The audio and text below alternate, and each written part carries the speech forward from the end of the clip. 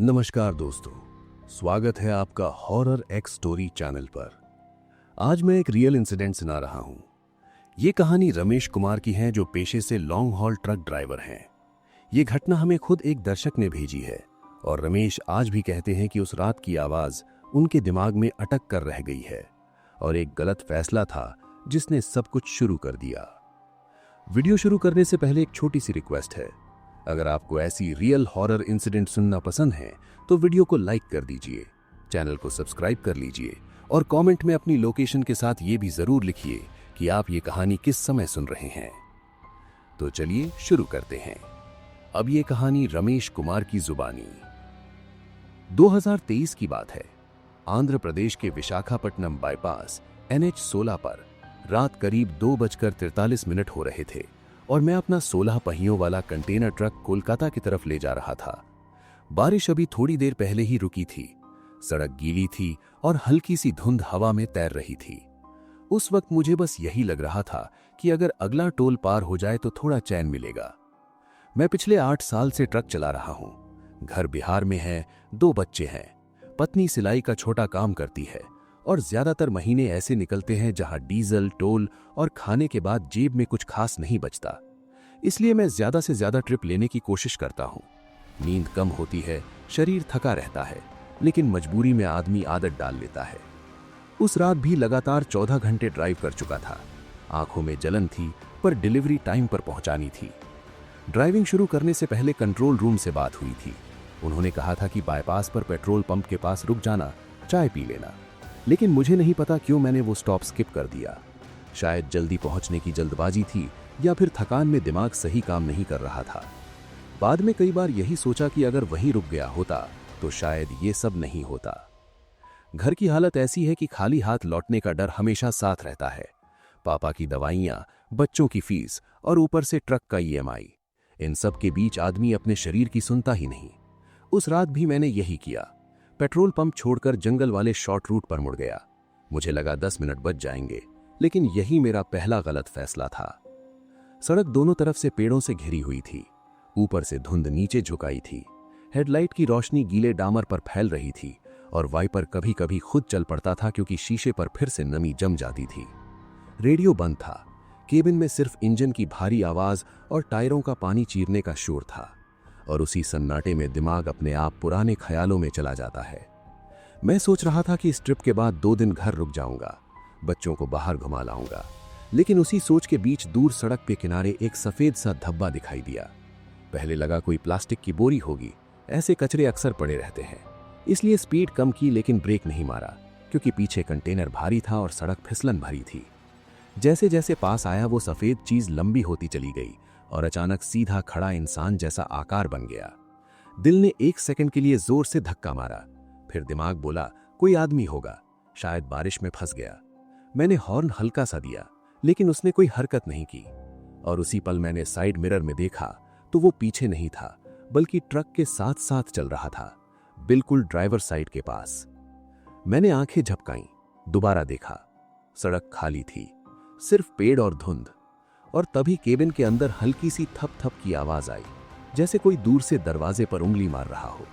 पहले लगा हवा होगी, लेकिन फिर वो आवाज दोबारा आई, इस बार पीछे की तरफ से। मैंने खुद से कहा शांत रहो, थकान में ऐसा लगता है। लेकिन उसी पल बिल्कुल मेरी ही आवाज में किसी ने कहा, रमेश रुक जा। ये आवाज केबिन के पीछे से आई थी और मेरे हाथ स्टीयरिंग पर जम गए क्योंकि मेरा नाम कोई बाहर कैसे जान सकता था। AC बंद था, खिड़कियां बंद थीं, फिर भी ठंडी सी हवा गर्दन तक पहुंच गई और दिमाग सुन्न होने लगा। मैंने कंट्रोल रूम को कॉल मिलाया, फोन कान से लगाया और बोला कि नेटवर्क चेक करो, कुछ अजीब लग रहा है। उन्होंने बड़े आराम से कहा कि सिग्नल स्टेबल है, ट्रक में कोई टेक्निकल इशू लॉग नहीं दिख रहा। और तभी मेरी नजर रियर ग्लास पर गई। वहां अंदर की तरफ से 3 उंगलियों के धुंधले निशान उभर रहे थे, जैसे कोई शीशे को दबा रहा हो। यही मुझे लगा कि मुझे तुरंत गाड़ी रोक देनी चाहिए या तेज भगा देनी चाहिए, लेकिन मैं दोनों में से कुछ नहीं कर पाया। कुछ सेकंड ऐसे ही निकल गए और यही मेरी दूसरी बड़ी गलती थी, क्योंकि उसी दौरान स्टीयरिंग अपने आप हल्का सा दाईं तरफ मुड़ने लगा, जैसे किसी ने हाथ रख दिया हो। मैंने जोर से ब्रेक दबाया, ट्रक फिसला, हॉर्न अपने आप बज गया और दिल इतनी तेज धड़क रहा था कि आवाज कानों में गूंज रही थी। उसी घबराहट में मैंने सड़क के किनारे देखने की कोशिश की, लेकिन धुंध और पेड़ों के अलावा कुछ नहीं था। फिर भी पीछे से वही धीमी आवाज आई, इस बार पास से, रमेश, मैं यहीं हूं। उस पल मेरे दिमाग में बस एक ही बात घूम रही थी कि मैंने पेट्रोल पंप क्यों छोड़ा, क्यों इस रास्ते पर आया, और क्यों मैंने पहली आवाज पर गाड़ी नहीं रोकी। हाथ कांप रहे थे, पैर ब्रेक और एक्सेलरेटर के बीच फंसे हुए थे, और मैं समझ ही नहीं पा रहा था कि अगला कदम क्या होना चाहिए। मैंने किसी तरह ट्रक को सीधा किया, स्पीड बढ़ाई, लेकिन केबिन का माहौल भारी होता जा रहा था, जैसे हवा गाढ़ी हो गई हो, और पीछे से किसी के होने का एहसास लगातार पास आता जा रहा था। तभी अचानक पैसेंजर सीट पर कुछ खिसकने की आवाज आई, और मेरी नजर उधर गई तो सीट के कपड़े पर ताजी लंबी खरोंचें दिखाई दी। इस वक्त मुझे पूरा यकीन हो गया था कि ये सिर्फ थकान नहीं है, कुछ मेरे साथ साथ चल रहा है, और मैं उस अंधे गीले जंगल वाले बाईपास पर अकेला फंस चुका हूँ, बिना ये जाने कि ये रात मुझे कहाँ तक ले जाने वाली है। मैंने स्पीड बढ़ाई ही थी कि स्टीयरिंग फिर से भारी हो गया, जैसे आगे सड़क सीधी हो और ट्रक किसी अदृश्य मोड़ की तरफ खींच रहा हो। मैंने दोनों हाथों से कस कर पकड़ लिया, लेकिन एक्सेलरेटर दबाने के बावजूद स्पीड ऊपर नहीं जा रही थी। इंजन की आवाज तेज थी, पर ट्रक जैसे अपनी मर्जी से चल रहा था। और उसी बीच पीछे से फिर वही मेरी आवाज आई, रमेश, जल्दी मत कर। मैंने घबराकर गियर बदला, सोचा शायद फिसलन है, पर सड़क पर कोई रुकावट नहीं थी, और मिरर में देखा तो कुछ भी नहीं। लेकिन साइड ग्लास पर हल्की सी धुंध जमा हुई, और उसमें अंदर की तरफ से जैसे किसी ने हथेली घुमाई हो, गोल सा धब्बा बन गया। मैं समझ नहीं पा रहा था कि अगर ये बाहर से होता तो बारिश की बूंदें दिखती, लेकिन ये निशान अंदर से थे, और उसी क्षण ट्रक का हॉर्न बिना मेरे छुए एक बार खुद बज गया। मुझे लगा शायद वायरिंग गीली हो गई होगी, इसलिए मैंने फिर से कंट्रोल रूम को कॉल किया और थोड़ा सख्त लहजे में बोला कि सिस्टम रीचेक करो। उन्होंने कहा सब ठीक है, जीपीएस सीधा दिखा रहा है, स्पीड नॉर्मल है, और कोई असामान्य ब्रेक या टर्न रिकॉर्ड नहीं हुआ। उनकी आवाज़ सामान्य थी, लेकिन मेरी स्क्रीन पर जीपीएस मैप एक सेकंड के लिए घूम गया, जैसे दिशा बदल गई हो, जबकि मैं सीधा चला रहा था। और उस एक पल में मेरी समझ और डर के बीच की दूरी खत्म होने लगी। मैंने सोचा कि गाड़ी साइड में लगाकर नीचे उतर जाऊं और चारों तरफ देख लूं, लेकिन उसी समय याद आया कि पीछे कंटेनर है और जंगल का ये हिस्सा पूरी तरह सुनसान है। फिर भी न जाने किस जिद में मैंने इंडिकेटर ऑन किया और धीरे धीरे ट्रक को किनारे लगाया। बाद में लगा यही तीसरी गलती थी, क्योंकि जैसे ही ट्रक रुका, इंजन बंद नहीं हुआ, लेकिन आसपास की सारी आवाजें एकदम गायब हो गईं। मैंने दरवाजा खोला, नीचे उतरने के लिए एक पैर बाहर रखा, गीली मिट्टी की हल्की गंध आई, और उसी क्षण पीछे से तेज कदमों की आवाज आई, जैसे कोई केबिन के पीछे से उतरकर दूसरी तरफ जा रहा हो। मैंने झटके से दरवाजा बंद किया और वापस सीट पर बैठ गया, क्योंकि उस आवाज में इंसानी जल्दबाजी थी, लेकिन बाहर कोई दिखाई नहीं दे रहा था, और मेरी सांसें अनियमित हो रही थीं। समझ नहीं आ रहा था कि बाहर जाऊं या अंदर ही रहूं। मैंने दरवाजे लॉक कर दिए और फिर से ट्रक आगे बढ़ाया, लेकिन इस बार हेडलाइट की रोशनी थोड़ी कम लगने लगी, जैसे सामने की दूरी सिकुड़ रही हो, और सड़क का वही हिस्सा बार बार दोहराता हुआ सा दिख रहा था। एक ही मोड़, एक ही टूटी सफेद लाइन, जैसे मैं गोल गोल घूम रहा हूं, जबकि जीपीएस सीधा रास्ता दिखा रहा था। और इस विरोधाभास ने दिमाग को और उलझा दिया। उसी घबराहट में मैंने रेडियो ऑन किया ताकि थोड़ा ध्यान बटे, लेकिन स्टेशन के बीच में अचानक सन्नाटा आया, और फिर हल्की सी खड़खड़ाहट के बीच मेरी ही आवाज दोहराई, रमेश, उतर कर देख। मैंने तुरंत रेडियो बंद किया, क्योंकि अब ये सिर्फ आवाज नहीं थी, ये सीधे दिमाग में घुस रही थी। और तभी पैसेंजर सीट के पास रखा पानी का बोतल धीरे से लुढ़क कर नीचे गिर गया, जबकि सड़क सीधी थी और ट्रक स्थिर चल रहा था। मैंने एक पल को सोचा कि थकान में भ्रम हो रहा है, लेकिन बोतल सच में फर्श पर घूम रही थी। मैंने हिम्मत करके पीछे की तरफ बिना मुड़े कहा, कौन है? और मेरी अपनी आवाज के जवाब में बिल्कुल उसी टोन में पीछे से आया, मैं तो यहीं हूं, तू ही देर कर रहा है। उस जवाब ने मेरे हाथों की पकड़ ढीली कर दी, क्योंकि ये सिर्फ नाम लेकर बुलाना नहीं था, ये बातचीत की कोशिश थी। और उसी समय ट्रक की स्पीड अचानक गिरकर 30 पर आ गई। एक्सेलरेटर पूरा दबा था फिर भी, और इंजन की आवाज घुटी हुई सी हो गई, जैसे हवा कम पड़ रही हो, जबकि बाहर मौसम सामान्य था। मैंने फैसला किया कि अब रुकना नहीं है, चाहे कुछ भी हो, और एक्सेलरेटर पर जोर डाला। लेकिन सामने अचानक धुंध और घनी हो गई, इतनी कि हेडलाइट के आगे सिर्फ सफेद दीवार सी दिखने लगी। मैंने ब्रेक हल्का सा दबाया ताकि कंट्रोल रहे, और उसी पल मुझे महसूस हुआ कि पैसेंजर सीट पर कोई बैठा है, क्योंकि सीट का कुशन धीरे धीरे दब रहा था। मैंने आंखें सीधी सड़क पर टिकाए रखी, क्योंकि बगल में देखने की हिम्मत नहीं थी, लेकिन कानों के पास हल्की सांसों की आवाज आ रही थी, ठंडी और नियमित। और उसी के साथ स्टीयरिंग फिर से बाईं तरफ खींचने लगा, इस बार ज्यादा ताकत से, जैसे कोई मुझे सड़क से बाहर ले जाना चाहता हो। मैंने पूरी ताकत से स्टीयरिंग सीधा किया। ट्रक थोड़ा डगमगाया, टायरों से पानी उछला, और उसी झटके में केबिन की लाइट एक पल के लिए खुद जल उठी और फिर बंद हो गई। उस छोटी सी रोशनी में मुझे सिर्फ इतना दिखा कि पैसेंजर सीट पर कपड़े का हिस्सा अंदर की तरफ खिंचा हुआ था, जैसे किसी ने मुट्ठी में दबाया हो, और फिर सब अंधेरा। मुझे समझ आ गया था कि ये सिर्फ डराने के लिए नहीं है, ये मुझे कहीं ले जाना चाहता है। और मैंने पहली बार जोर से प्रार्थना की, क्योंकि अब मामला सिर्फ आवाज या परछाई का नहीं रहा था। अब ये सीधे मेरे ट्रक और मेरे फैसलों को प्रभावित कर रहा था, और मैं उस सुनसान बाईपास पर पूरी तरह उसके इशारे पर फंसता जा रहा था। उसी बीच पीछे से आखिरी बार उसी रात की सबसे साफ आवाज आई, बिल्कुल कान के पास, रमेश, मोड़ आगे है। और जैसे ही उसने कहा, सामने सड़क पर अचानक एक तीखा मोड़ उभर आया, जो मेरे जीपीएस में दिख ही नहीं रहा था। मैंने सामने उभरे उस अचानक मोड़ को देखा और बिना सोचे ब्रेक पर पूरा जोर डाल दिया।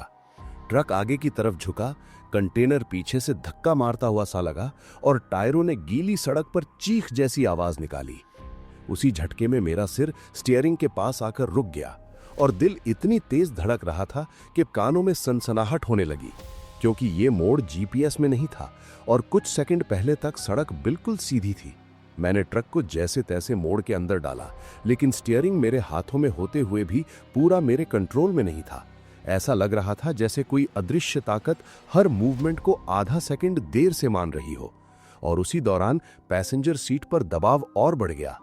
सीट का कुशन पूरी तरह नीचे बैठ चुका था, जैसे कोई भारी शरीर वहां टिक गया हो, और उसके साथ ही केबिन के अंदर ठंड अचानक बढ़ गई। मैंने दांत भींचकर आगे देखा। सड़क अब और संकरी लगने लगी थी। दोनों तरफ पेड़ इतने पास आ गए थे कि हेडलाइट की रोशनी टहनियों से टकराकर बिखर रही थी, और धुंध अब सिर्फ हवा में नहीं थी, वो जैसे सड़क से उठकर मेरे शीशे से चिपक गई हो। वाइपर चल रहा था, लेकिन साफ कुछ नहीं हो रहा था। और इसी उलझन में मैंने तीसरी बार कंट्रोल रूम को कॉल किया, इस उम्मीद में कि कोई इंसानी आवाज मुझे वापस जमीन पर ले आए। फोन उठा, लेकिन उधर से जो आवाज आई वो उनके ऑपरेटर की नहीं थी, वही मेरी आवाज थी, थोड़ा धीमी, थोड़ा भारी। नेटवर्क नहीं है रमेश, यहीं रुक जा। मैंने कॉल काट दी। हाथ कांप रहे थे, और पहली बार मुझे लगा कि शायद फोन भी अब भरोसे के लायक नहीं रहा।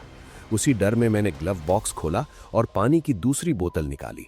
एक घूंट लिया, लेकिन पानी गले से नीचे जाते ही ऐसा लगा जैसे ठंडी धातु निगल ली हो। और उसी पल पीछे से किसी ने धीरे से हंसने जैसी आवाज निकाली, बहुत हल्की, पर इतनी पास कि रोंगटे खड़े हो गए।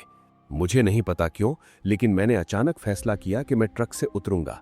चारों तरफ देखकर खुद को यकीन दिलाऊंगा कि ये सब थकान का असर है। ये फैसला बिल्कुल गलत था, पर उस वक्त दिमाग डर और जिद के बीच फंसा हुआ था। मैंने इंडिकेटर ऑन किया, ट्रक को सड़क के किनारे लगाया और इंजन चालू ही छोड़ दिया।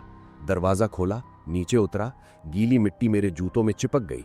चारों तरफ वही पेड़, वही धुंध, वही सन्नाटा।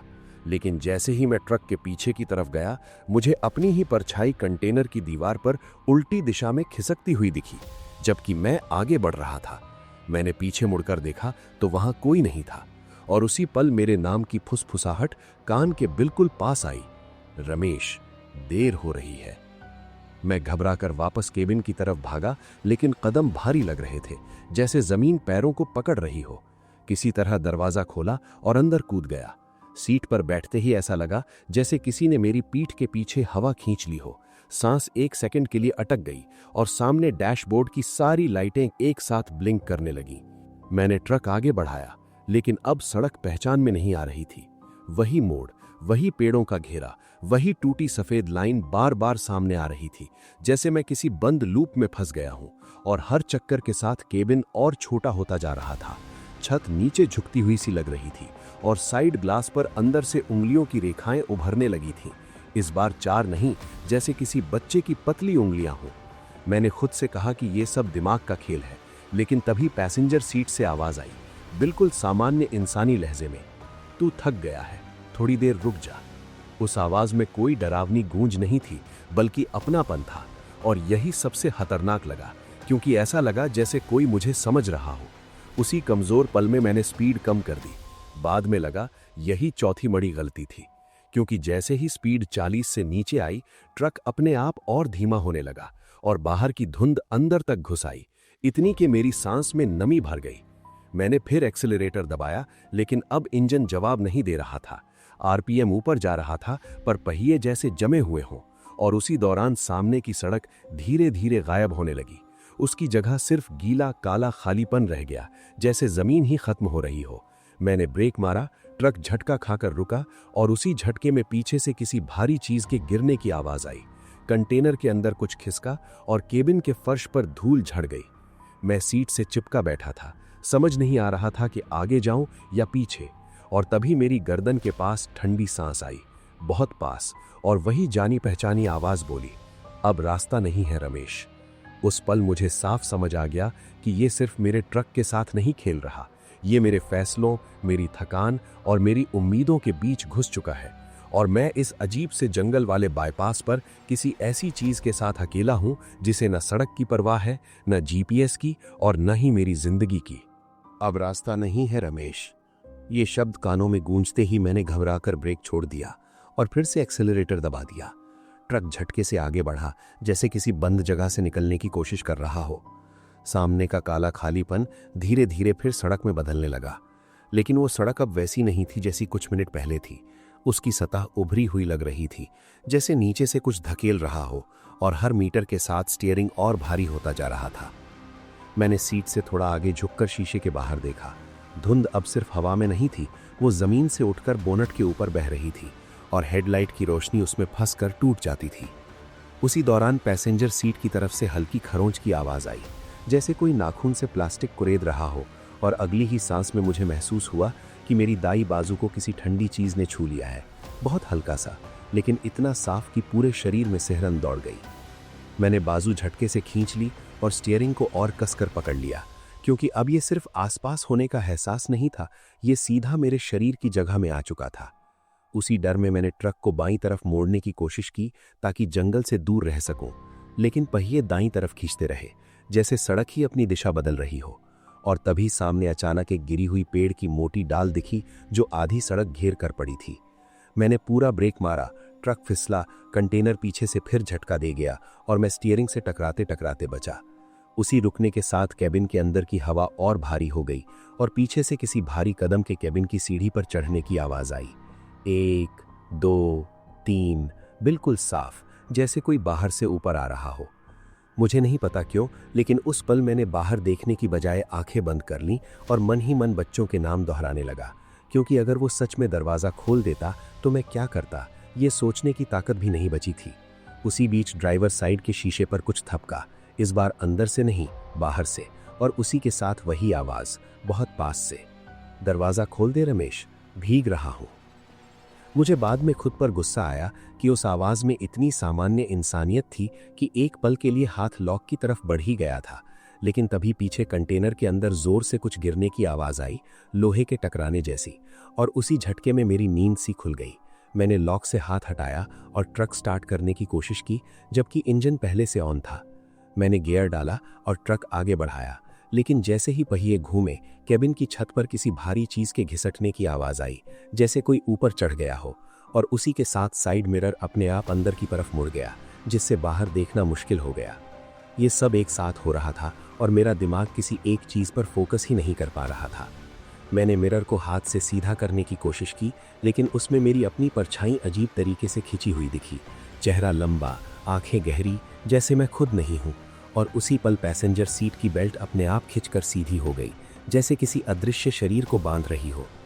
ट्रक किसी तरह आगे बढ़ रहा था, लेकिन हर मीटर के साथ केबिन और संकरा लगने लगा। साइड से पेड़ों की डालियां शीशे पर रगड़ खा रही थीं और अंदर ठंडी हवा के छोटे छोटे झोंके सीधे गर्दन और कानों पर पड़ रहे थे। मैं बार बार बोल रहा था कि बस अगला टोल आ जाए, बस कोई रोशनी दिख जाए, लेकिन सामने सिर्फ धुंध और मुड़ती हुई सड़क थी। उसी दौरान अचानक ब्रेक अपने आप दब गया, ट्रक झटके से रुका और मैं सीट बेल्ट से आगे की तरफ खिंच गया। पीछे से किसी के उतरने की आवाज आई, इस बार जमीन पर पड़ते कदम साफ सुनाई दिए और ड्राइवर साइड के दरवाजे के पास गीली मिट्टी पर किसी के खड़े होने का दबाव महसूस हुआ, जैसे जमीन धंस गई हो। मैंने दरवाजे की तरफ देखने की हिम्मत की। शीशे के बाहर सिर्फ धुंध थी, लेकिन उसी धुंध के अंदर किसी लंबे साये की हलचल दिखी और फिर दरवाजे के हैंडल ने हल्का सा मूव किया, बस 1 मिलीमीटर, लेकिन मेरे लिए वो पूरा मीटर था। मैंने चीखने की कोशिश की, लेकिन आवाज गले में अटक गई और हाथ अपने आप हॉर्न पर चला गया। हॉर्न बजा, तेज और लगातार। उसकी आवाज जंगल में दूर तक गई और उसी शोर में वो साया जैसे पीछे हटा। हैंडल वापस अपनी जगह आया और केबिन के अंदर अचानक सन्नाटा भर गया। लेकिन ये सन्नाटा राहत वाला नहीं था, ये इंतजार वाला था, जैसे कुछ आखिरी कदम बाकी हो।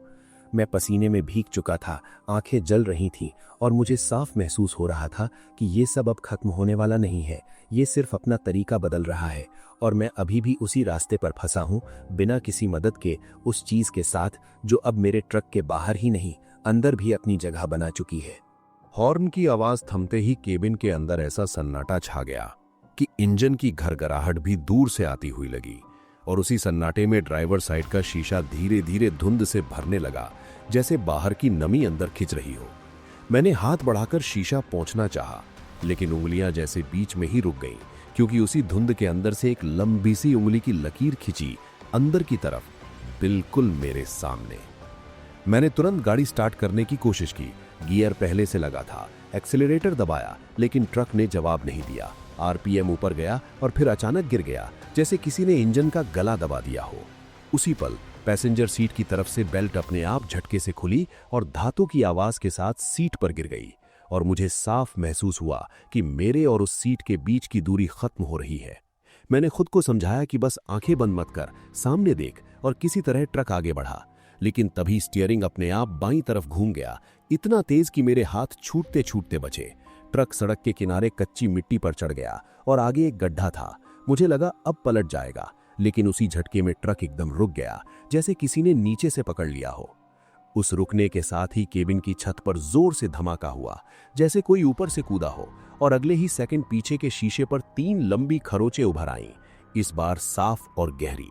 धुंध हटती गई और निशान कांच पर उकेरे हुए दिखे, अंदर से जैसे किसी ने नाखून से खींचा हो। और उसी क्षण मेरे कान के बिल्कुल पास बहुत धीमी आवाज आई, तू भाग नहीं सकता।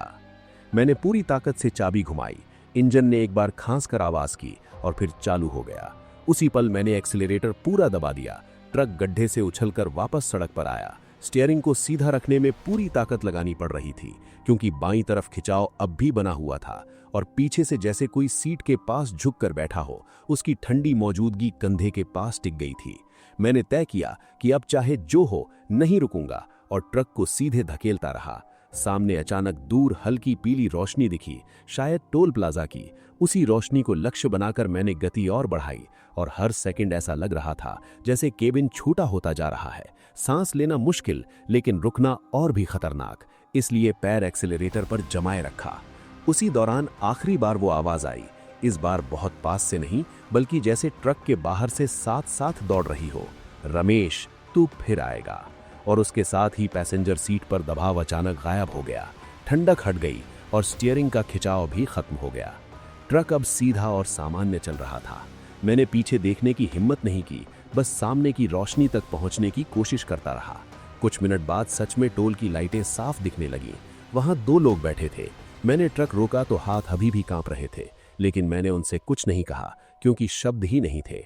और अजीब बात यह थी कि जीपीएस के हिसाब से मैं सीधा रास्ता तय करके आया था। कोई अजीब मोड़, कोई बंद लूप रिकॉर्ड में नहीं था। मैंने पानी पिया, चेहरे पर छींटे मारे और खुद को समझाया कि शायद थकान थी। लेकिन जब दोबारा केबिन में बैठा तो पैसेंजर सीट पर 3 लंबी ताज़ा खरोंचें साफ दिखीं।